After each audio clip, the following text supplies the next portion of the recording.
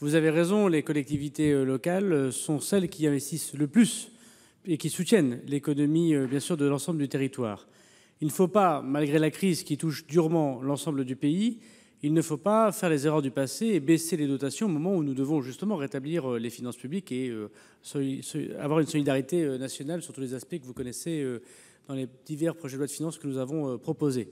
C'est pour ça que le Premier ministre a pris la décision de ne pas s'engager vers la baisse des dotations et de discuter avec les associations d'élus.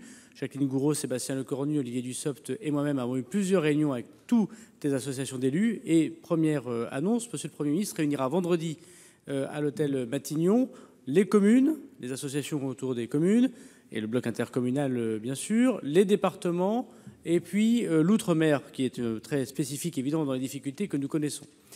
Évidemment, devant les difficultés, les communes et les collectivités locales de manière générale ne sont pas toutes logées à la même enseigne. Seulement 30% de leurs recettes sont sensibles à l'activité économique, mais 30% quand même.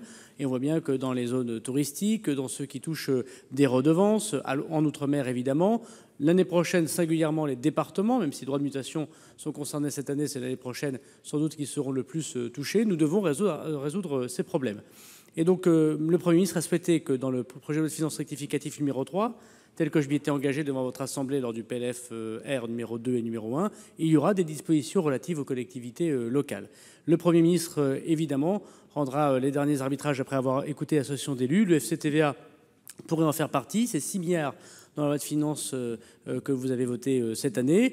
Il y a des avantages et des inconvénients. Nous avons missionné un parlementaire, M. Cazeneuve, qui va rendre son rapport et qui va apporter des pistes. Le FCTA peut en faire partie, avec une petite difficulté, c'est que c'est un one-shot, bien sûr, puisque si vous avancez tout la première année, se posera la question de la deuxième année, et que le sujet d'investissement sera plus en 2021 encore, me semble-t-il, que pour 2020.